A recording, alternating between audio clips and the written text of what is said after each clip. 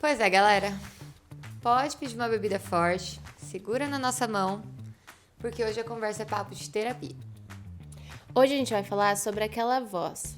Essa voz interna que nunca tá satisfeita, que tá sempre pronta pra te criticar.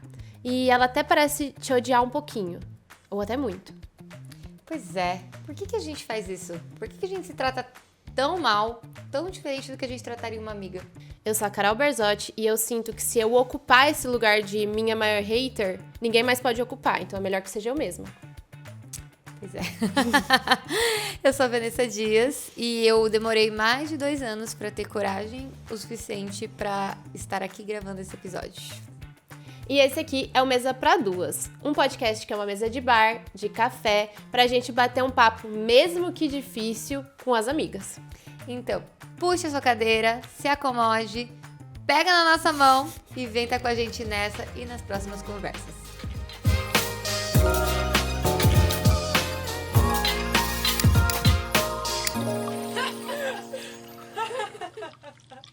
Tem dias que basta um errinho para aquela vozinha lá no fundo começar. Tá vendo? Errou de novo. Às vezes não precisa nem ser um erro, mas mesmo assim ela insiste, dizendo que você podia ter feito mais, melhor, diferente. A autocrítica é um daqueles hábitos que a gente aprende pequenininho e vai repetindo. E aí, quanto mais velho você fica mais difícil minimizar ela na sua cabeça. Você acaba até acreditando nela e achando que ela é totalmente verdadeira com você. Nesse episódio, a gente vai entender que ser a sua maior hater não tem nada a ver com o que você fez, mas tem muito a ver com o que você acredita de você mesmo. Olha, não ironicamente, e quase todo episódio eu falo isso, mas isso é uma grande pauta da minha terapia. Porque, honestamente, desde criança, essa vozinha ficou na minha cabeça. Você não é suficiente, você tá fazendo errado, não é assim, tá vendo? Tá errando de novo. E eu achava que todo mundo pensava assim. E não é bem assim. Apesar de grande parte ser assim, não é todo mundo que pensa assim. E que não é natural que seja, e não é saudável que seja, né? Total. Mas aí eu já abro falando, você falou que desde pequenininha você pensa assim. Sempre foi você pensando isso de você mesma? Ou alguém colocou isso na sua cabeça? Ou... Eu não sei exatamente, tipo, eu não consigo me lembrar do ponto em que eu racionalizei isso, porque, de fato, quando você tem isso desde muito pequena, é difícil você racionalizar essa vozinha, né? Mas sim, eu me lembro de, desde pequena, ter essa cobrança em cima de mim. E aí, com a cobrança, vem a autocrítica. Lógico, eu acho que é familiar, da minha mãe, enfim, da minha família mesmo, essa coisa de querer sempre o melhor, porque a minha mãe é assim com ela mesma, e logo ela reproduz isso com os filhos, não por culpa dela, obviamente, é só um padrão que ela também criou. Sim. Mas eu sinto que a primeira voz era a minha mãe e logo ela se tornou eu mesma. Entendi. Então, sabendo que a minha mãe ia me cobrar, era melhor eu me cobrar mais. Porque daí não tinha como ela me cobrar. Entendi. E eu não gosto de gente me cobrando. Então, o que eu fiz? Fui pior que ela. Sabe? Tipo, e aí a voz interna é totalmente minha, assim. É como eu me cobro, como eu me julgo, como eu me avalio e como eu me critico.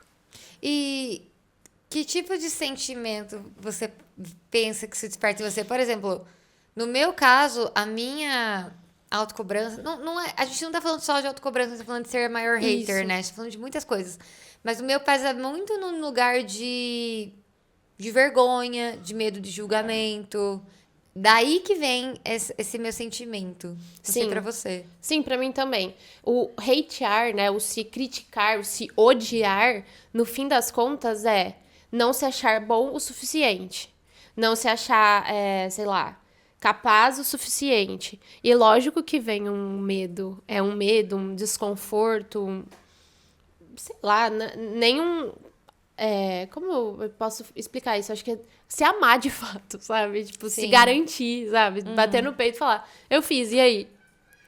Tancar as ideias. Mesmo, Tancar né? as ideias, exato. Tipo, foi ruim, mas e daí? Tá tudo certo, sabe? Pelo menos eu fiz. Exato. Eu sinto que muitas vezes vem A gente não acredita 100% na gente mesmo. Então, tipo, no fundo, eu não acho que... Aí depende do ângulo que a gente tá olhando, né? Eu não acho que eu sou boa o suficiente naquilo, ou eu não sou bonita o suficiente. A gente tá falando de uma parte estética, mas independente da área que a gente tá se odiando naquele momento, eu não sou o suficiente. Sim. E aí, eu sinto que é uma maneira do cérebro, igual você falou no começo, da gente se proteger. Então, se eu não Sim. acho que isso é bom o suficiente, daí, no meu caso, é muito medo paralisador. O meu hatear vem muito num âmbito de paralisia. Então, é melhor eu nem fazer, é melhor eu nem pôr no mundo, porque eu não acho que tá bom. Você vai querer que todo mundo descobre que não tá bom? É. Melhor você guardar pra você. Tipo, quer que todo mundo concorde na merda que você fez. Exato. E aí, você põe no mundo, tem muitos elogios. Uma pessoa vai criticar, você fala, tá vendo? Eu falei que tava ruim. então. O sério, eu te avisei. Não, eu tenho as duas vozes. No sentido de, vai lá, faz. E daí? E daí, cara? Você nem é tão importante assim, sabe? Sim. Se joga, faz. E aí eu faço. E aí, ao fazer, no segundo seguinte, eu fico... Que idiota! Não acredito que você ouviu essa voz toda encorajadora, achando que você era O suficiente. anjinho e o diabinho aqui do seu lado. Eu falei pra minha terapeuta isso, que eu sinto que tem a voz do vai, faça, go girl. E aí tem aquela do ai, que patética, tadinha, se acha tão incrível, sabe? Eu tenho essas duas vozes. Tanto que eu não sou a pessoa que paralisa, igual você. Eu faço. Só que no segundo seguinte que eu fiz, eu já fico... não devia ter feito. Pessoal, eu errei aqui. Mas você volta atrás? Eu só não devia ter feito, mas agora já tá ali, vamos Não, largar a lei. aí eu tanco, daí eu largo. Que bom. Mas aí, por exemplo, a gente tem um exemplo claro que quando eu falei, quer saber, vou começar a fazer vídeo na internet, botar minha opinião, foda-se. Aí eu comecei a fazer. E aí eu achei que não tava bom o suficiente, eu só parei. Tipo, deixei o que tava lá, não apaguei nem nada, mas só não tô mais fazendo. E tá tudo certo, sabe? Sim. E da onde vem o não tá bom o suficiente? Na minha cabeça, na minha concepção, vem bastante, não somente mas bastante de um lugar de comparação. Muito. Eu sou altamente comparável com qualquer pessoa, comigo mesma, com tudo. Tudo. Eu vivo da comparação. É. Porque eu sinto que, no caso desse exemplo vou começar a fazer vídeo na internet. Você provavelmente consumia muito conteúdo de outras Sim. pessoas que você admirava e não tava do jeito que você imaginava que estaria, ou sei lá. E aí você ficou, não, tá uma droga. E também nesse contexto, né, que a gente tá citando, tem um ponto que é, beleza, todo mundo fala que tem uma regrinha básica pra criar um conteúdo na internet, pra dar certo. E aí eu segui a regrinha, só que no fim das contas, Não o tava lance autêntico. não tava autêntico. E aí a questão foi muito mais funda de quem sou eu? E aí eu comecei a me questionar tanto do que eu faço de diferente, quem eu acho que sou, aonde tá a minha autenticidade, por que a pessoa me seguiria e não seguiria outra pessoa. E aí eu comecei nesse looping onde todas as respostas eram ruins pra mim. E aí era só eu tacando hate em mim.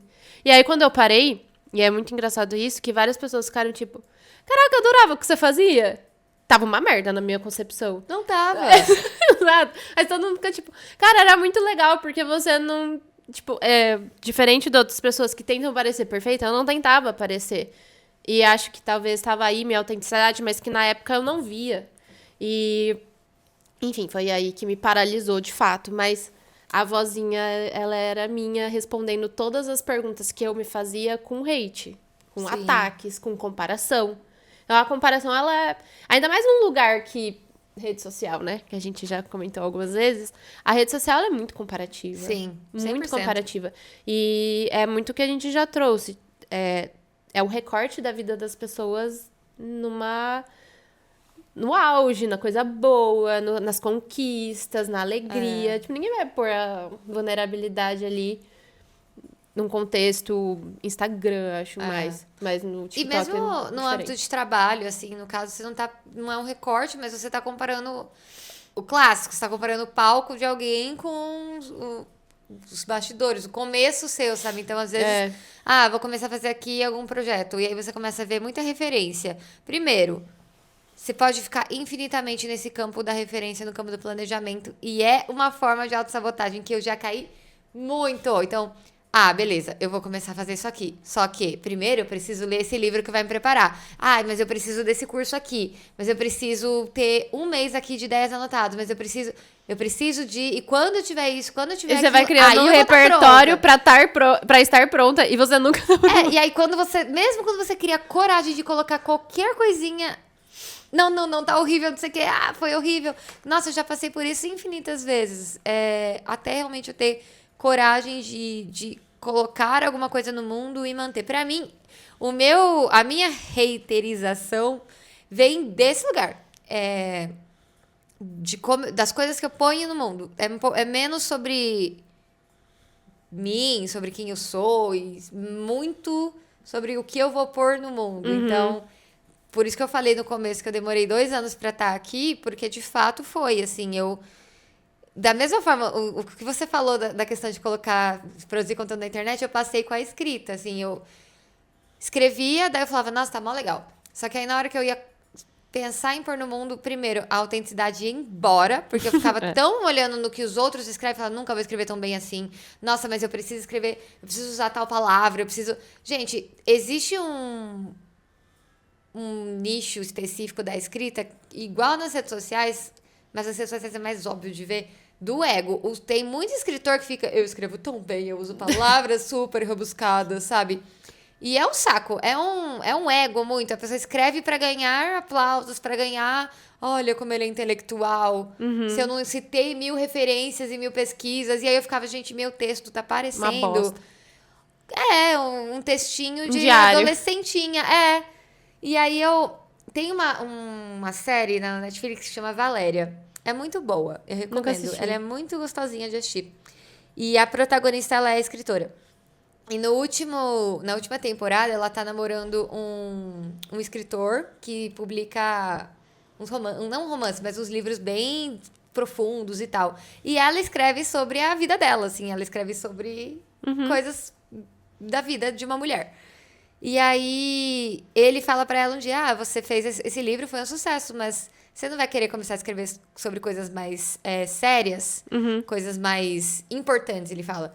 E aí, ela chega à conclusão de que a seriedade não necessariamente tem a ver com importância. Você pode ter algo super leve, ter o seu jeitinho, ter leveza, ter o que for, e ainda assim ser super importante se conectar com as pessoas. Isso pra mim foi chave. Mas tancar essas ideias é muito difícil. Foda. Eu sempre acho que tem alguém melhor do que eu fazendo já no mundo. E as pessoas falam isso. As pessoas falam, já tem tanta gente fazendo isso, por que você vai fazer? Mais uma. E demorei pra chegar à conclusão de que sim, cara, mais uma. E se alguém quiser escutar, vai escutar. Se alguém quiser ler, vai ler. E se for muito supérfluo pra você, vai ler alguma coisa mais cabeçuda. Pra mim tem aquela dualidade em tá todo mundo fazendo, então eu vou ser só mais uma. E tem aquele de ninguém sou eu. Eu sou única no mundo.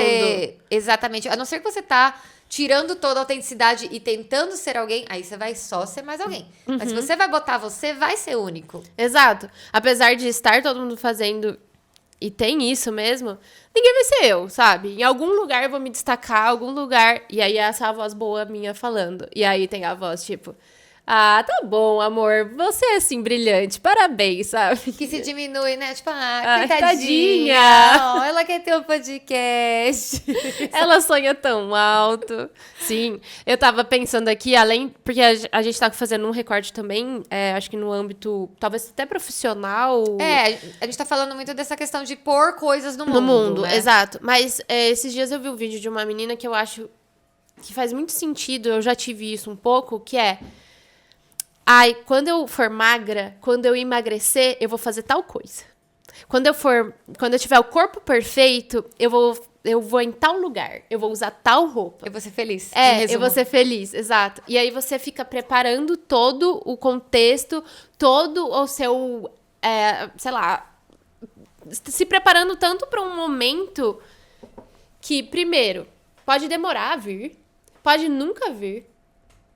E você se criou uma expectativa de algo que no fim é só você na sua cabeça te botando pra baixo, sabe? É só você criando uma barreira nada física Pra sua pra felicidade. sua felicidade, exato.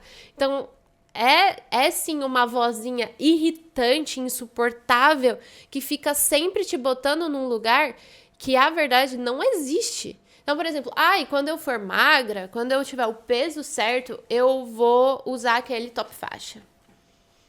Beleza, amor, só que ninguém se importa. Não entra num âmbito que você não é merecedor? Porque você, com o corpo que você tem hoje, você não é merecedor dessa felicidade ou dessa conquista que você quer. Então, você tem que ser magra, você tem que estar em outro lugar, em outro ambiente, em outra realidade. Aí sim você vai ser merecedora dessa sua felicidade. Só que não. E nunca tá bom, porque a gente nunca... Gente, a gente já falou isso em outros episódios, nunca tá bom. Nunca. E nunca vai estar. Provavelmente, essa vozinha, ela é tão interna que é difícil você chegar... Ah, beleza, quando eu perder 5 quilos, aí eu vou tá legal. Aí você perde 5 quilos e fala, não, ainda não tá bom. Porque Exato. tá aqui dentro, né? A crítica, ela vai evoluindo também, né? Conforme você evolui, a crítica evolui também. E ela vai te atingir em outros lugares. Aí, beleza, você tá com o corpo que você imaginou. Mas aí seu cabelo tá feio. Mas aí sei lá, sua saúde tá uma merda. Daí você ficou gripada, ficou ruim. E aí você sempre vai colocando aquele empecilho de... Não, é melhor hoje não. Melhor hoje não, e aí você vai indo. E a crítica, ela vai evoluindo, ela vai te levando pra esse lugar de te impedir de chegar numa conquista. Que às vezes, putz, era só ir fazer, sabe? Ou era só, sei lá, falar. É muito foda. Aí, às vezes, você vê outra pessoa parecida com você e fazendo o que você gostaria de fazer. Aí você fica, putz, por que eu não fiz isso? Era tão simples, né? Isso que saco. A gente cai... É muito fácil cair nessas autossabotagens, cara. E eu não sei se tem apenas a ver... Eu acho que é uma mistura. Camadas de coisas horríveis se retroalimentando. Por quê? Se eu não confio 100% no meu taco, daí eu boto no mundo, eu vejo um monte de comparação de gente melhor que eu, de gente pior que eu, e você fala, putz... E aí você entra num parafuso de... O que eu vou agregar, né? O que eu tenho de diferente, como eu não sou merecedora, como eu não me acho boa o suficiente. Então, a coisa vai se retroalimentando. Você já não se acha boa. Você bota no mundo, você vê um monte de comparação. Não, total. E eu fico pensando em outros... Eu tô sendo totalmente vulnerável aqui, porque pra mim é um ponto bem sensível.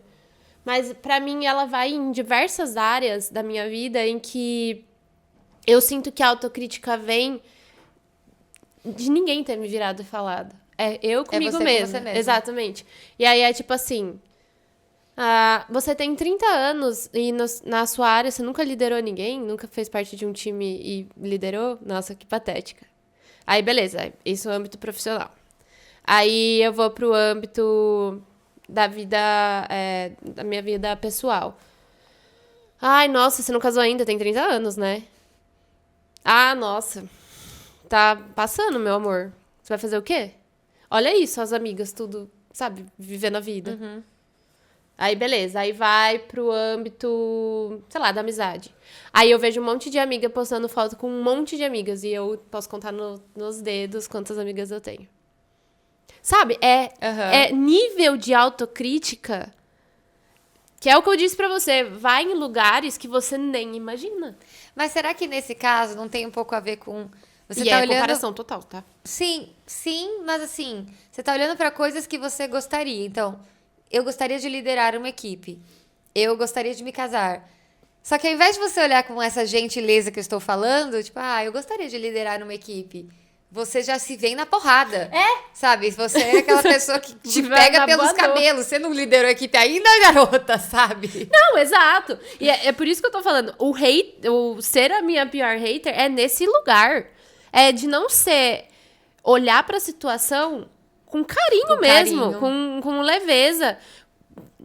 Se fosse uma amiga minha falando isso, calma. tá tudo bem, sabe? Você não teve oportunidade. Mas olha todas as outras coisas legais que você fez. A gente tem muita dificuldade de reconhecer as coisas que a gente já tem. Exato. E aí, um exercício que eu tenho feito é... De fato, a gente até trouxe isso aqui no roteiro mais embaixo, mas eu tenho tentado, de alguma forma, fazer com que eu olhe os meus problemas como se fosse de uma amiga. Então, se uma amiga minha me trouxesse esse ponto, como é que eu lidaria? Aí eu tento ir mais com calma. Até o ponto que eu, de fato, começar a me tratar com mais carinho, com mais leveza, com mais compaixão, humanidade até. Porque é muito pesado o jeito que a gente se trata. Sim. Ninguém trata, tipo assim, a não ser... Sei lá, não sei que tipo de relação É um pode abuso ter. psicológico incrível. Se alguém falasse assim com você, você poderia, dependendo do ambiente... E eu nunca deixaria alguém Jamais, falar isso comigo, entendeu? assim Exato. comigo. Nunca deixaria. Pra quem você pensa que você é? Tipo, vai se fuder, sabe? Literalmente, vai tomar no seu cu. Sabe? Eu nunca deixaria esse limite passar desse jeito. E porque a gente se permite viver uma pressão psicológica absurda. É. Você sabe que pra mim nunca funcionou esse lance de se tratar como se fosse a melhor amiga? Não? Não. Porque, sei lá, eu fico... eu jamais falaria assim com uma amiga. Mas que se foda, Eu não sou minha amiga. Eu sou minha hater. Exato. Mas nós não somos amigos, querida. A minha cabeça... Eu não sei de onde você criou essa amizade. Nós nunca fomos amigas e nunca seremos. Nunca funcionou pra mim. Eu entendo. E é legal que funcione pra você. E eu acho um ótimo exercício. Mas eu nunca consegui. O que funciona pra mim é a desassociação dessa voz. Então, realmente entender, não, né? Porque sou eu. No fundo, sou eu. E é muito ruim você reconhecer que sou eu. Mas tentar entender que... Tentar fazer como que não seja. Então, até a gente tava conversando antes do episódio. No filme Luca, tem o personagem Alberto. E aí ele, quando ele tá com medo, ele fala... Essa vozinha que tá te impedindo de fazer o que dá medo... Você fala pra ela, silêncio, Bruno! E aí, tipo, é o Bruno, entendeu? Cala a boca, Bruno, eu vou fazer isso aqui mesmo. E aí, tentar falar assim, isso aqui não sou eu, é uma vozinha que é uma autocrítica mesmo. E aí, sim, eu consigo conversar com ela, porque realmente ela não é minha amiga. Então, ela não vai falar comigo como falaria uma amiga. E aí, mas se ela não sou eu consigo brigar. Então, duas coisas que me ajudaram muito, e é óbvio que é dias e dias, né? Dias bons e dias ruins. Eu escrever e conversar com ela mesmo, bem o cucu. Mas assim, escrever assim, eu acho que isso aqui não vai dar certo, eu acho que, sei lá, isso aqui é uma bosta, você não é capaz de fazer tal coisa. E aí eu escrevo embaixo. Se for uma bosta, que se foda, porque pelo menos eu tentei, sabe? E aí eu vou contra-argumentando com as minhas próprias vozes pra tentar silenciar elas. E outra coisa que foi muito bom pra mim, é meio idiota. Mas quando eu assisti Divertidamente 2, eu fiquei absurdamente impactada. Nossa, eu também. Muito. Eu fiquei, caralho, mano. É minha cabeça. Tô falando de mim. Fizeram um filme sobre mim. E é totalmente egocêntrico. E todo mundo, né, no cinema. Sou eu. Mas eu gostei demais de ver, assim, a ansiedade enquanto um bichinho personificado, dentro da cabeça. né? E aí eu comprei um bonequinho da ansiedade. Eu comprei dos outros também. Mas spoiler. A ansiedade foi a mais útil. E eu olhava pra ela, assim, na época que saiu Divertidamente, eu tava passando por uma fase profissional bem merda, assim. Eu tava pra ser demitida. Fui demitida alguns meses depois. E tava, nossa, bem ruim. E a busca por emprego é uma coisa que mexe muito com você acreditar em você mesmo. É muito difícil. E aí tipo, de fato um momento que ou você se tanca ou você se tanca. É você assim, se você não acredita em você, caguei. Finge que acredita e vai nessa. E cada não é um reforço muito grande de você não é capaz, você nunca vai conseguir um emprego bom. Eu achava que eu nunca mais ia conseguir um emprego bom. Enfim. E aí eu tentava trazer a ansiedade, eu olhava pra ela e ficava assim, eu passava a mão nela assim, falava, calma, relaxa. Sabe? Porque eu me via naquela situação e eu falava, tá tudo bem. E eu acalmava ela pra tentar me acalmar por dentro e conversar comigo mesma. E isso ajudava. Eu acho que também tem um negócio que me ajuda bastante e que também é um exercício que a minha psicóloga trouxe, que qual a pior coisa que pode acontecer? Ai, sim, isso é muito bom. Cara, qual a pior coisa que pode acontecer? Aí você traz o pior, sei lá. Eu vou, por exemplo, vou falar pra minha amiga que eu não gostei do jeito que ela falou comigo. com a pior coisa que pode acontecer. A pior coisa que pode acontecer é ela não querer ser mais minha amiga.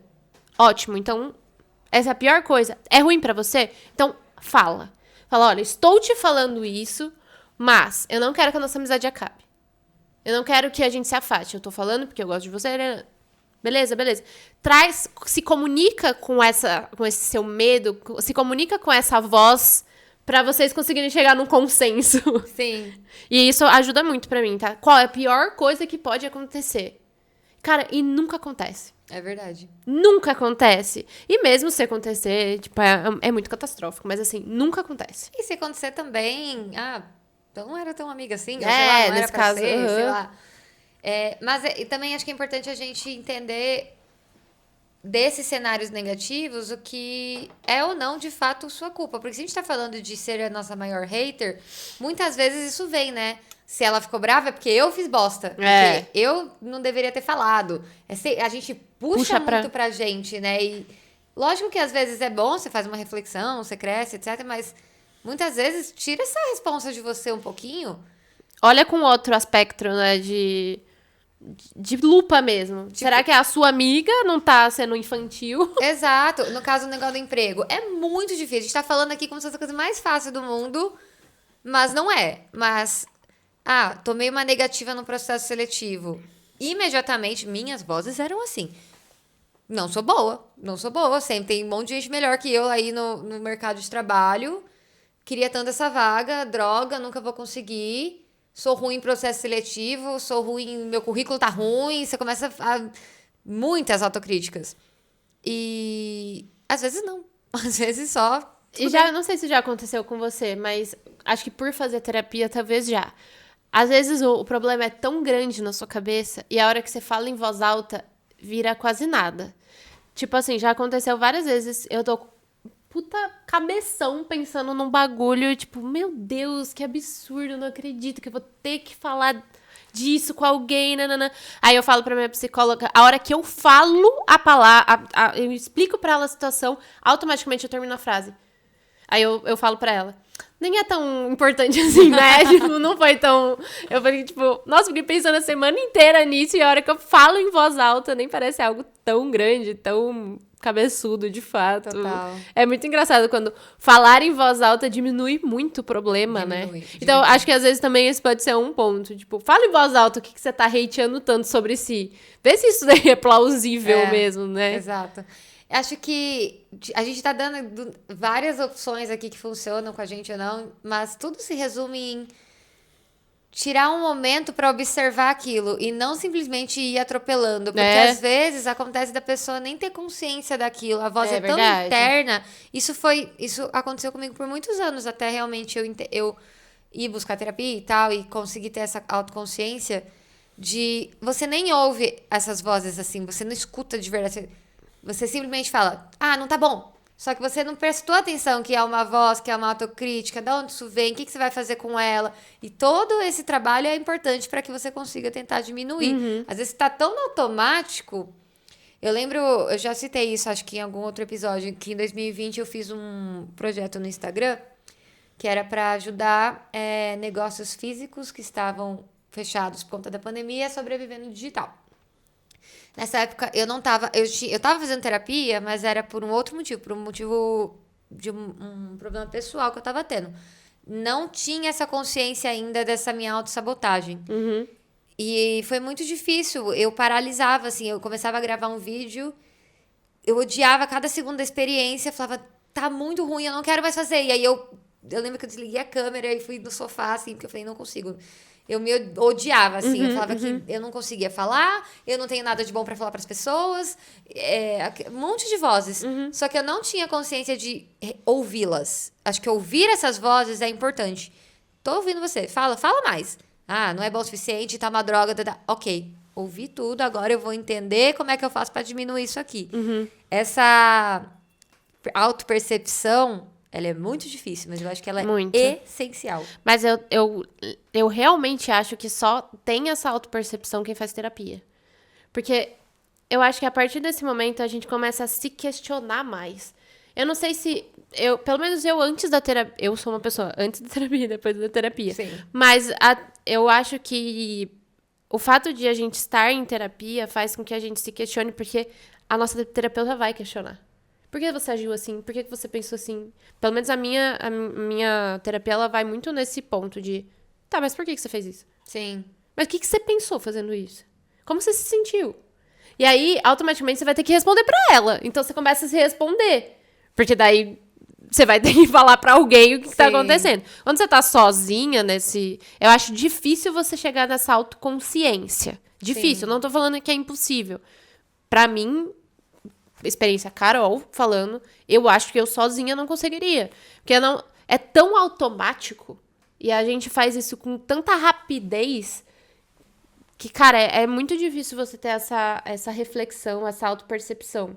É. A não ser que você tenha uma amiga realmente que te ajude. E você se abra com essa amiga. E essa amiga seja alguém questionadora, esse ponto.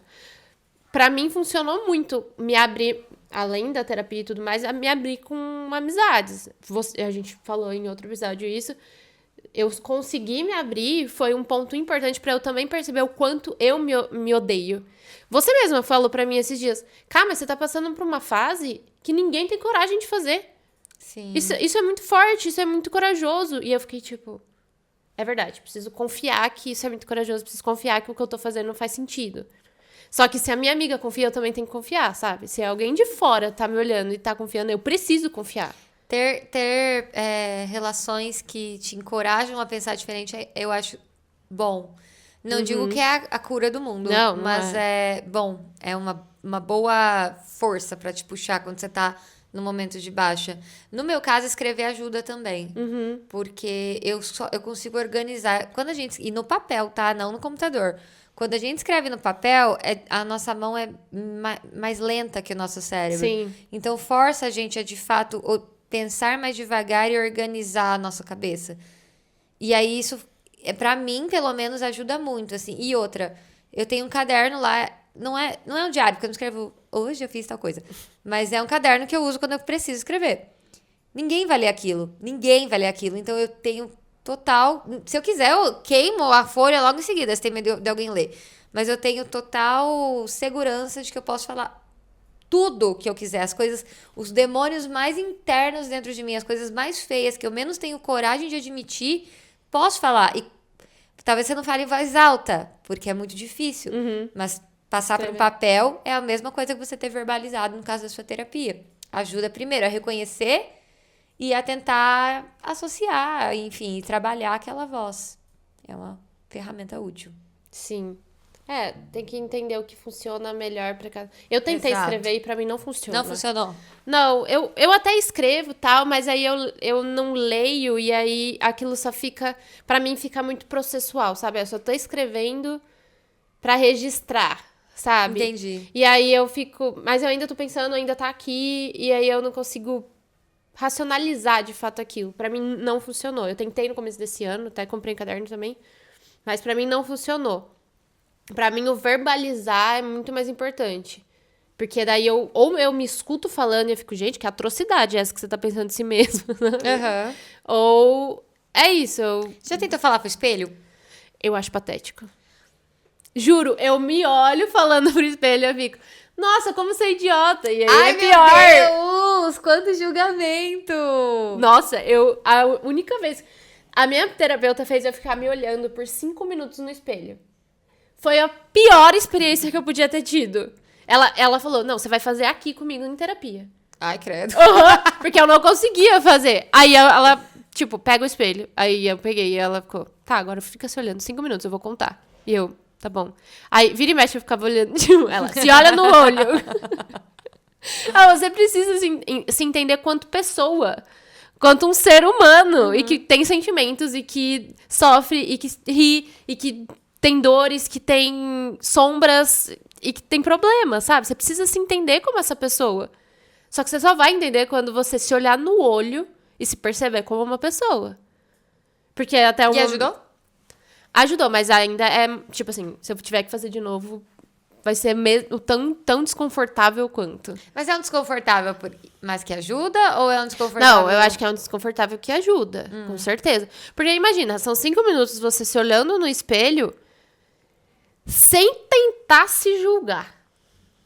Porque assim, a partir do momento que você olha no espelho, aí você fica, nossa, preciso fazer a sobrancelha. Nossa, minha pele tá horrorosa. Tipo, vai vindo pensamentos. Sim, Você já vai... E automaticamente são críticas. sim. Nunca você vai olhar, caramba, que perfeição. Você não vai. Sim. É normal nossa mente permear pela crítica. E aí é esse o ponto, você se olhar e só se olhar. Amiga, é muito complexo. É bem difícil. E outra, fico pensando assim, quando a gente realmente acredita em alguma coisa, por exemplo, sei lá, eu não gosto disso aqui em mim, eu não me acho bonita. A pessoa pensa, e ela realmente ela não gosta dela, ela não gosta. Como mudar isso, Faz plástica. sabe? Não. Cala a boca. Tô brincando. Mas eu acho que é isso. Tá, beleza. Você não se gosta. Você quer melhorar? Mas como ela vai melhorar? Se é tipo assim. Estético? Nesse caso. Nesse caso, eu sou super a favor de você fazer harmonização facial, Não, plástica e eu tô tudo falando, mais. por exemplo, assim, ó, é um caso muito comum. E fazendo até um recorte racial aqui.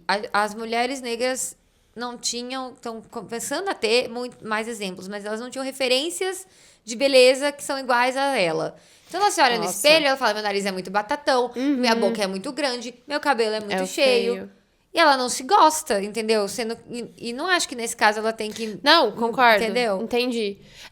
Eu acho que por muito tempo, o jeito que elas tiveram de autoaceitação foi fazer progressiva, porque o cabelo crespo, cacheado, não era visto como bonito.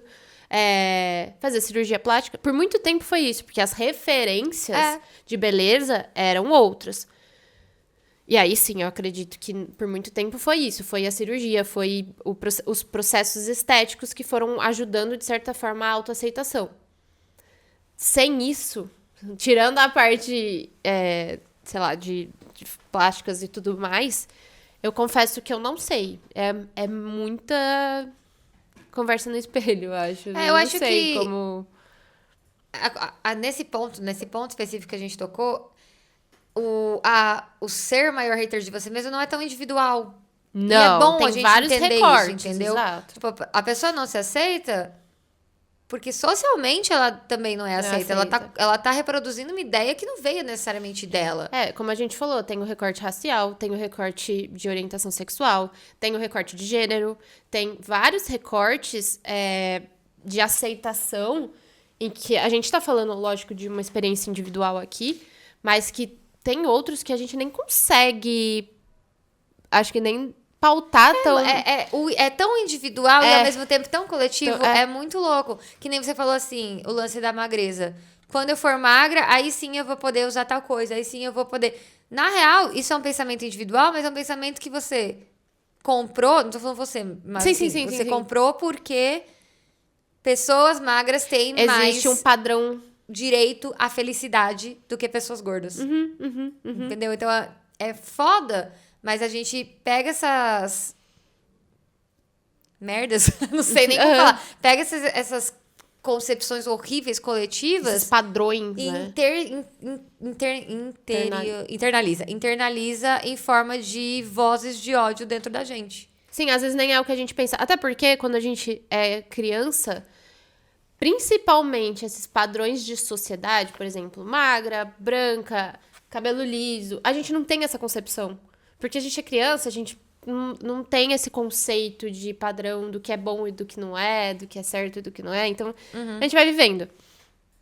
E aí, é muito difícil você passar por uma certa idade e não começar a criar esses padrões. Porque daí é isso, é referência que a gente vê na internet, na TV... Enfim. Na sociedade. Na sociedade, exato. Tem uma pesquisa, e isso é muito legal, cara. Legal não, é péssima, mas assim, é Legal legal de de saber, ilustrar. Que acho que é uma pesquisa britânica. Pegaram de crianças de 0 a 4 anos. Eu já vi. Já viu isso? E aí fala assim, quem é mais inteligente, o menino ou a menina? E aí até os 4 anos, as respostas eram iguais. Os dois são inteligentes. A partir dos 5 anos, gradativamente, os meninos começam a ser mais votados. A menina de 4 anos não vai realmente falar, nossa, os meninos são muito inteligentes. É algo que aos pouquinhos você vai internalizando. Sim. E aí você fica, isso é foda. A gente, né, falou bastante do recorte racial e tal, que a gente não tem lugar de fala, mas a gente tem lugar de fala do âmbito de gênero. E realmente, pra mulher, ele tem um peso maior, assim. A gente já... Pô, é difícil você ter autoestima e autoconfiança. E ainda vem um monte de... E tem coisas a externas. competitividade feminina que é imposta na gente desde sempre, desde sempre. Eu me lembro fielmente em como a gente era incentivada a brigar, em competir e não gostar da outra. E, cara, é muito assim, no mercado de trabalho só tem lugar pra uma mulher. Mas se for pra uma menina ganhar, é só uma. Tipo, Competir por um cara. por um cara, por uma amizade até. É verdade. Você tem uma melhor amiga. Então, Pela tipo, popularidade. pela popularidade. Exato. Então, tipo, nossa, você vai criando uma competitividade ali entre as meninas que, no fim das contas, você tá se vestindo pra ser a melhor. Se comunicando pra ser a melhor. E aí, foda-se quem tá embaixo, né? Foda-se quem vai vir na sua frente. E aí, essa competitividade vai virando uma bola de neve que você tá competindo até consigo mesmo. Sim, no- e julgando o outro. Eu percebo muito que às vezes a gente julga o outro pra tentar não tá no lugar dele. É. Tipo, isso pensando até em âmbito escolar, assim. Então eu vou falar que você é feia, porque aí você é a feia, não eu. Aham. Entendeu? Uhum. Eu te jogo na fogueira pra eu não ser a feia. E é horrível. E aí eu penso também que parte da nossa voz crítica vem disso. Se eu julgo o outro, as pessoas podem me julgar também. E aí você tem medo, aí você vai alimentando essa Mas eu voz. acho que quando a gente faz isso, principalmente quando a gente tá num grupinho e fala, ai, olha ela que feia. A gente tira os olhares que tá aqui. Aham. A gente fala, nossa, hoje tô me sentindo feia, então eu vou jogar lá. Exato.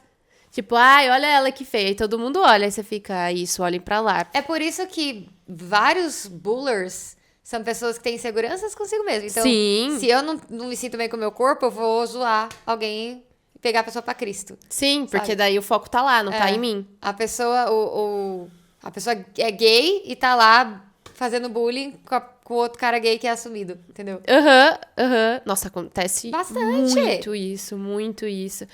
É exatamente isso. Acho que é o tirar o foco. Deixa eu tirar o foco de mim. Eu não quero essa iluminação aqui. Mas, olha aquele lá. Olha o que ele tá fazendo. Olha como... por muito tempo, eu julguei uma menina que ela se fazia de blogueira na internet. Eu ficava tipo... olha lá, ela tentando. Só que eu sempre quis. É a voz que você E aí, ouve. hoje em dia, eu olho e fico... Por que eu julguei tanto? Ela tava sendo tão corajosa, é tão difícil. Porque você queria. E aí, hoje eu consigo ver isso. Mas é difícil admitir. É difícil. Até eu tô falando aqui, tipo... Não ninguém quer admitir que mas eu julgava ela. Todo mundo é santo. Ninguém julga. Exato. A gente quer se fazer de um lugar até de vítima da Exato. Eu sociedade. sou só julgada, eu nunca julgo. Julga. E é parte do problema, por isso que a gente tem medo de ser julgado. Eu acho que é importante a gente entender também o quanto dessa nossa voz vem do outro. Em vários âmbitos. Às vezes vem do outro no sentido de comparação, como a gente já falou. Vem do outro no sentido de eu julgo o outro e aí eu tenho medo de ser julgado. Ou até que ponto, de fato, foram vozes que você ouviu, nem às vezes direcionado a você, mas você não tem medo de ser o alvo daquilo, assim. Então, eu passei bastante por isso. Eu tinha, na época, quando eu era adolescente, eu tive blog. E aí eu fiz parte de um grupo de algumas meninas que eram blogueiras geeks. O nome do grupo do WhatsApp era Blogueiras Geeks. Caramba. E aí eu era meio ausente nesse grupo, eu nem postava tanto já nessa época, mas eu via elas, acontecia muito assim, do nada, você tava no grupo. Aí do nada eu olhava, você não tava mais no grupo. E eu não acompanhava a thread, né? E aí eu falava, gente, a fulana saiu. E aí começavam a descascar a fulana. Ela saiu, o blog dela é ruim, ela só posta sobre tal coisa. Começavam a falar muito mal dela. Caraca! E aconteceu assim, umas 3 meninas, eu falava, meu Deus, essas meninas vão me arregaçar a qualquer momento, entendeu? E aí eu tinha muito medo de postar alguma coisa, de fazer alguma coisa, e não delas especificamente, mas eu tinha medo de vozes assim. Falei, eu vou postar alguma coisa, vai todo mundo ficar falando, nossa, olha, quem ela pensa que ela é? Meu Deus, ela é só superficial, não sei o quê. Eu acreditei em algumas vozes que me falaram, e eu demorei pra dar nome aos bois. E foi importante isso, tipo, fazer uma reflexão. Da onde eu já ouvi isso? Elas nunca falaram mal de mim, não na minha cara. Mas eu escutei elas falando mal de outras pessoas. E Logo você transformou isso pra si, né? Exato. Falei, cara, E eu tenho medo de ser a próxima vítima, entendeu? Mas aí é aquela pergunta. Qual a pior coisa que pode acontecer? Nada, Beleza, mas assim, é muito engraçado você se perguntar isso. Beleza, elas falaram muito mal de você. E daí, sabe? Tipo, deixa elas falarem. Mas é difícil você lógico falar o que e é. daí. Lógico. Ontem... é tão ruim, né? A gente se expor aqui, ser vulnerável. Não, a gente falando atrocidade sobre si mesma. É horrível. Mas, mesa segura. Mas, ontem eu assisti o documentário do Simple Plan. Inclusive, ele me encheu de otimismo, assim. Eu acabei o documentário e falei, gente, Que legal. eu vou ser mega positiva no episódio amanhã, porque os caras demoraram 1 ano e meio até uma gravadora assinar com eles. 1 ano e meio fazendo música lá, fazendo show, sem dar em nada. Nossa. Eu já pensei, eu já teria desistido. Ó, galera, não tá dando certo, acho que a gente não é tão boa assim, entendeu? Eles assinaram uma gravadora, o chefe dessa gravadora se demitiu, trocou de chefe antes deles assinarem, e o novo chefe falou, não quero assinar com vocês. Caraca. Eles ficaram mais não sei quanto tempo até de fato dar certo. Quando eles gravaram o CD, não vendeu como eles gostariam. Tipo, eu fiquei olhando e falei, gente, mas eu já teria desistido há muito tempo. E eles sempre, não, mas a gente acredita na gente. Uma hora vai dar certo, sabe? Era a situação, não era eles. E eu falei, isso é tão legal, porque eu tendo a achar que sou eu não tendo a achar que é a situação, tipo, isso não deu certo, mas uma hora dá certo. Não, eu fico, isso não deu certo porque eu não sou boa o suficiente. É melhor eu parar de tentar. E, enfim, fiquei cheia de esperança e eu falei, eu vou trazer o episódio amanhã, que é só continuar tentando, confiar em você e tal. Acontece, e ainda acho que esse é um ponto válido. Mas o que eu ia contar acabei o documentário, adorei, fiquei, né, muito otimista, reflexiva, gosto muito da banda. E eu postei um stories falando do Doc. No Melhores Amigos, não foi nem no stories normal. Eu postei, deu 2 minutos, uma pessoa viu, eu falei, eu vou apagar. E eu apaguei. Cara, é isso. A gente vem conversando muito sobre isso, porque a gente acaba tendo que se expor por causa do Mesa. Normal, a gente escolheu isso. E essa semana a gente conversou e falou, não, a gente tem que responder uma caixinha de perguntas. Aí eu falei, eu sou péssima em falar sobre assuntos, e aí eu comigo mesma, tá? As vozes, né? Eu comigo mesma pensei, eu sou péssima em falar sobre assunto sério, a Vanessa é muito melhor que eu, então eu vou jogar pra ela responder. E aí eu falei, Van, responde você, acho que você é melhor nisso. E aí a Vanessa falou, tá bom, eu respondo. E aí ela, interna, pensando, cara, eu não acredito que eu vou ter que aparecer no Instagram, eu odeio me gravar, não sei o que tem. Boa. Aconteceu isso. Nenhuma se comunicou sobre as vozes internas. Aí, a Vanessa publicou, respondeu a caixinha, foi super bem, tá, pessoal? Ela publicou, tal, só que eu durmo cedo, a Vanessa dorme tarde. Então, ela publicou, era, sei lá, eu não lembro que horas. 8 horas. 8 horas. Só que eu tendo a não olhar mais o celular depois das 7, 8 horas da noite, eu não olho. E a Vani sabe disso. Aí ela me mandou uma mensagem, amiga, sei que já tá dormindo, enfim, eu odiei tudo que eu fiz, meu Deus, eu já quero apagar, não sei o quê, tipo, se autocriticando horrores. Só que ela não fez isso porque ela já tinha postado no Mesa, e aí no Mesa... Mas porque era o Mesa, tá? Se fosse meu Instagram pessoal, eu já teria apagado. Isso. E aí, no dia seguinte, eu acordei, olhei e falei, nossa, eu vou olhar os stories, né? Deve estar catastrófico. E eu olhei, eu tipo, normal, muito legal, gostei, like. Aí eu, amiga, calma, é só um stories. Daqui 24 horas some, tá ótimo, não sei o que ela. A iluminação tá horrível. Eu falei uma merda, que não sei o que tem. Eu falando, não, todo mundo vai perceber que é mó amador esse podcast, ninguém mais vai ouvir a gente. E, cara, a gente se critica muito. E aí ela me falou sobre esse story que ela fez. Eu falei, amiga, você postou nos Melhores Amigos, no seu Instagram, num story, que some em 24 horas. Falei, cara, se você não confia que os seus melhores amigos possam te ouvir e ouvir sua opinião, quem mais vai? Sabe? E também, é o que você falou, caguei. Se todo mundo olhasse e falasse, ai, Vanessa, que merda. Foda-se, é o meu Instagram, entendeu? A pessoa que pule. Mas Exato. eu percebo que a minha autocrítica, a minha voz interna, ela vem muito desse lugar, de medo do que os outros vão pensar, medo do que os outros vão falar, que eu acho que, colocando o meu ego de lado, tem uma questão muito de querer ser gostada. É uma bosta, eu odeio. Ninguém gosta de admitir isso. Mas Mas ao mesmo tempo, ninguém gosta de não ser gostado. Tipo todo mundo assim, gosta todo de ser mundo gostado.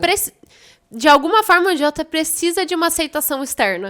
Mas eu não queria, eu não acho que sou, mas eu não queria cair muito nesse lugar de people pleaser, assim, sabe? Que é, ai, gostem de mim, por favor, sabe? Eu gostaria likes. de, e eu tenho aprendido e estou aqui hoje gravando porque fiz esse processo, de tancar mais as minhas ideias, tipo, eu Bater mais no quero peito, fazer né? isso, se você não gostou, o problema é seu, eu gostei.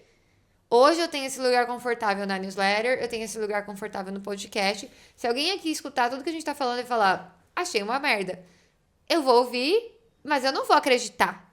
Sabe? Eu Sim. vou falar, tá, por que você achou? Como que a gente como consegue que melhorar, sabe? Mas eu não vou realmente acreditar. Falei, meu, tá uma merda, vamos fechar esse podcast, a gente só não sabe o que a gente tá fazendo. Não vou, realmente. Hoje eu tenho uma autoconfiança muito grande nisso, nesse projeto. E em outras áreas da minha vida. Mas às vezes isso some. E eu não sei. O Instagram pra mim é um problema. Ainda tô trabalhando isso. Mas é ruim pra mim. Eu posto uma foto e fico. Ai. Ninguém vai querer ver isso. Eu tô parecendo superficial. Vem muita voz. Mas é um problema muito meu aí. Eu sei que muita gente passa por isso. O Instagram é extremamente ansiolítico. Mas hoje é o meu calcanhar de Aquiles. No seu caso, eu acho que vem muito de uma autocobrança. É diferente. É, diferente. Eu não tenho problema. Por exemplo, esse lugar de Instagram, eu não ligo em ser até meio zoada na rede social. Não ligo zero pra isso. Tanto que no meu Instagram mesmo, outro dia a gente comeu um bombom super gostoso. Gente, olha aqui, esse bombom é maravilhoso, comam, não sei o quê. Eu não tenho problema em ser impessoal no meu Instagram pessoal, né? Mas, por exemplo, no mês eu sinto uma cobrança absurda. Porque pra mim é algo profissional. Eu sinto que a Vanessa... E aí, abrindo totalmente coisas. Eu acho que a Vani fala muito melhor que eu. E aí, às vezes, eu fico me cobrando. Eu fico tipo, meu Deus, eu preciso ser tão boa quanto. Eu me sinto a palhacita e a pessoa que tem propriedade pra falar, sabe? Mas é meu, é interno. A comparação, a autocrítica... É tudo isso total, mas pra mim é um lugar que eu cresço muito, no fim das contas, porque eu olho, a gente fala muito sobre coisas cabeçudas, e aí eu fico refletindo, e aí eu também percebo que você tem as suas autocríticas, eu tenho as minhas, a gente vai juntando, e a gente vai se apoiando, e a gente vai se alimentando de coisas boas, e no fim eu fico tipo, tá, qual a pior coisa que pode acontecer? É bom falar disso, né? Porque eu acho que quando a gente fala... Quando você ouve que eu tenho minhas inseguranças, você pensa, que legal, não sou a única. Entendeu? E aí é legal porque permite com que a gente se permita. Às vezes a gente... Talvez isso seja algo bom também. Se permitir a admitir que você tá com alguma insegurança, que você não tá confiando tanto no seu taco, que você tá com umas vozinhas chatas aí na sua cabeça e que você não é o único. Embora, de novo, é um problema particular, mas é um problema muito coletivo. E talvez isso ajude a gente a... Eu acho que humaniza de alguma forma boa, no sentido de eu tô com esse problema aqui, me ajuda? Né? Humaniza, te coloca no mesmo... sim. te coloca no mesmo patamar de outra pessoa, porque, cara, não é possível que todo mundo, sei lá, não, tem alguém que, nossa, cara, eu sou tão foda, eu não erro nunca. Eu acho difícil, impossível. A pessoa que é assim é chata também, né? Chata aí totalmente por favor, delusional aí, porque você não tem ninguém nada pra melhorar, né? A pessoa completamente vazia. Não tem como. Porque, na verdade, é isso. Essa voz interna, gente, por incrível que pareça, não é pra te fazer mal. Ela vem com um porrete na mão. Mas ela vem com boas intenções. É, de novo, que o filme do Divertidamente mostra, assim, a ansiedade fez a coitada da Riley ter um ataque de pânico, mas ela só tava tentando ajudar. São boas as intenções. E é bom você olhar todas essas críticas e ver aonde você pode melhorar, aonde você pode evoluir. E entender que você pode evoluir. Isso, é no sentido de evolução. E, putz, aqui só tá sendo chato mesmo, essa vozinha só tá me irritando mesmo. Tenta, de alguma forma, diminuir o volume dela até ela ficar no mute ali e beleza. Só que eu acho, sim, concordo com você, acho que essa voz, ela vem muito num lugar de evolução, de tentar evoluir, aonde eu posso melhorar. Eu posso melhorar. Sabe? E saber que pode, porque a gente fala, às vezes a pessoa não entende. Eu já falei desse livro outras vezes aqui no podcast, é o Mindset. que a escritora, como é que ela chama? Carol, alguma coisa. Enfim, o nome do livro é Mindset. E ela fala que existem o mindset de crescimento e o mindset fixo. O mindset de crescimento, a pessoa entende que há espaço para ela evoluir. Então, sei lá, um jogador de beisebol teve um jogo ruim. Ele vai treinar porque ele sabe que ele vai ficar bom. O cara do mindset fixo, ele vai falar: eu preciso ser o melhor e eu já tenho que ser bom. E se eu não for bom, eu sou uma droga. Tipo, E aí, 8-80. acontece de pessoas extremamente talentosas não conseguirem alcançar o seu maior potencial porque elas não se permitem errar e ir construindo uma evolução. É a autocrítica tão grande, uma pressão tão grande, uma autocobrança tão grande que a pessoa acaba afundando. Entendeu? Ou eu faço isso muito bem feito, ou é melhor nem fazer. Exato. Sim, eu sou assim com hobbies. É, a gente já falou sobre isso. Eu sou assim com hobbies, eu prefiro nem fazer. Porque já que eu não vou ser boa. E aí é essa crítica e cobrança, que foi muito do episódio, né? Do Cansei de ser minha melhor versão. minha versão, porque justamente isso, é o quanto eu me cobro em cima das coisas que eu faço. Que a gente falou bastante. Esse episódio é muito bom de você ouvir em sequência, Sim. se você quiser continuar esse papo. Porque a gente falou bastante da questão do perfeccionismo, da questão da auto-performance. Enfim, permeia. E tudo que a gente tá falando agora permeia. Quando a gente tá falando de eu ser minha maior hater, é difícil da gente trazer conclusão, galera, isso, porque as vozes são diferentes. E aí, eu acho que é escutar e entender o que você tem que... Como é que você faz pra silenciar? Porque, por exemplo, se eu tô falando que eu não gosto do que eu vejo no espelho, você tem que trabalhar a autoaceitação. Se eu tô falando que eu tenho medo de postar alguma coisa do que os outros vão julgar, é outra coisa diferente que você tem que trabalhar. Você tem que trabalhar realmente... uma autoaceitação, mas é uma aceitação no sentido de bancar suas ideias e não de gostar do que você vê no espelho. Então... Qual é a tua voz? Do que você tá se criticando? Essa voz é tua ou essa voz é de outra pessoa? Da onde ela vem? E como é que quais ferramentas que você vai tentar fazer para tentar diminuir ela? Eu acho que o nosso ponto com o podcast, e não só esse, mas como todos os outros, é levantar a bola. E aí, a gente não tá botando ela no chão mais. A gente tá só levantando. Psicóloga, galera, perdão. A gente só tá levantando a bola e sendo vulnerável aqui, onde também ajuda a gente e ajuda vocês. De um jeito ou de outro, a gente tá aqui numa grande terapia coletiva. Ninguém tem solução, mas tá todo mundo correndo atrás de tentar ser uma versão melhor de si. Cansei de ser minha melhor versão. Verdade. Mas é isso, assim, no fim das contas... A gente se olha querendo ser melhor. Por isso que essa crítica... Querendo ser mais gentil. Né? Eu acho que é isso. Olhar pra si com mais gentileza, com certeza é um primeiro passo, assim. Se questionar sobre de onde vem essa voz, quem é essa voz e por que ela não cala a boca. Entender isso. E é isso, se questionar nesse sentido. Qual a pior coisa? Como eu posso fazer pra solucionar? E todos esses caminhos que a gente permeou aqui de uma forma ou de outra. Como é que você vai fazer pra parar de acreditar nessa voz ou pra enfrentar ela? Se não dá pra você não acreditar, então realmente pelo menos mandar ela calar a boca, sabe? Exato. Tipo, ok, eu sei que tá uma droga, mas eu vou fazer mesmo assim, ou... Vou fazer ruim, mas vou fazer mesmo, mesmo assim, sabe? Exato. Difícil, gente. Falamos que o papo de hoje seria difícil. Exato. Mas como a gente também aqui tá trabalhando isso, não deixa a gente conversando sozinha. Conta pra gente aqui como é que vocês se hateiam por aí na sua vida. Como é que tá sendo essa voz chata na sua cabeça. E como você lida com ela. Por exemplo, a Van escreve, eu converso comigo internamente. Enfim, conta pra gente, porque eu acho que outras pessoas aqui que talvez não tenham... a terapia em dia, porque por questão de dinheiro, ou, enfim, porque não tem coragem. Tem muita gente que não tem coragem de entrar numa terapia, mas que usa o podcast como um meio de... refletir. Então, vamos todo mundo se ajudar. Sabe uma coisa? Eu acabei de pensar. Nesses papos que são um pouco mais delicados, a gente sempre fala, vai lá no Instagram, comenta, porque é o canal que a gente usa pra conversar. Mas se, de repente, tem algo aí que refletiu, bateu aí... e você sente de compartilhar com a gente, mas não vai comentar no Instagram, na comunidade que a gente tem no WhatsApp, tem o número oficial do Mesa. pode chamar a gente. É só eu e a Carol que tem acesso a esse número. E a gente ia amar. Acontece, alguns de vocês fazem isso. Procuram a gente no final do episódio. Falam, gente, eu percebi tal coisa, tal. Foi muito bom, não foi muito bom. Refletiu aqui, tal ponto. A gente adora, porque realmente cria essa ideia de comunidade, de mesa de amigas mesmo, sabe?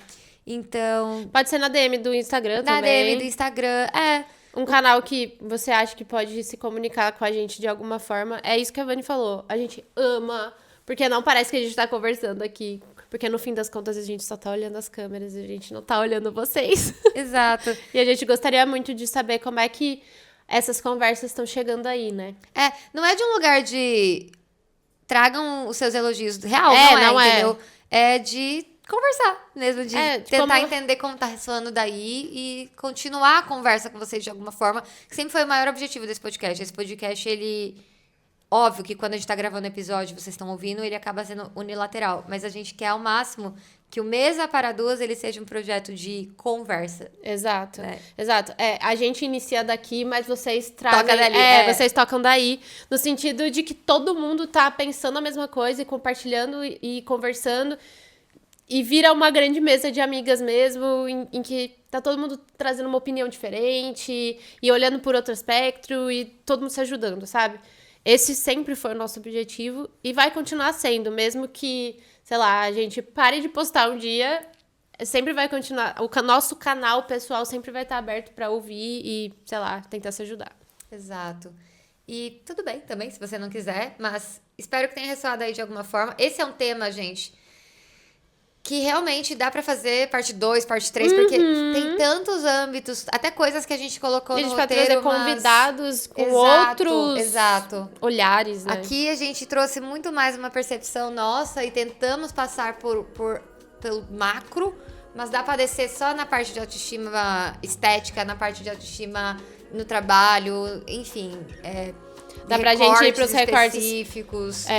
Sei lá, raciais, orientação sexual, gênero, dá pra gente pincelar totalmente. Muita coisa. Enfim, com certeza nós falaremos muito disso ainda, mas a gente espera que pelo menos tenha ressoado um pouquinho do lado daí pra gente, pelo menos pra mim foi legal. Foi muito, uma bacana. Conversa muito boa, foi uma extensão da minha terapia, como vocês sabem, eu adoro. E é isso, gente. Fiquei muito feliz com esse episódio e que vocês votaram. Quem tá na comunidade votou nesse tema. Então, assim, isso é muito legal também. A gente saber que o que a gente tá trazendo aqui tem um dedinho da comunidade. Então, se você não faz parte, entra. O link tá aqui na descrição do episódio. E também lá no nosso Instagram. Então, se você for lá na bio, tem o link. Entra lá na comunidade. A comunidade, além de nos ajudar a votar nos episódios do mês, acontece muita coisa lá, tá? Então, entra pra fazer parte. É lá que você conversa com a gente, é lá que você participa do Expresso, é lá que você fica sabendo o que a gente pretende falar e você vota, você ajuda a escolher os próximos temas. E vai ter mais novidades. E tem novidades, a gente tá trazendo muita coisa pra expandir essa mesa. Exato. E quem estiver lá vai saber. Então, exatamente. Entra lá. E é isso, gente. Até a próxima quarta. Até a próxima quarta. Já reservamos a mesa, hein? Um beijo. Beijo.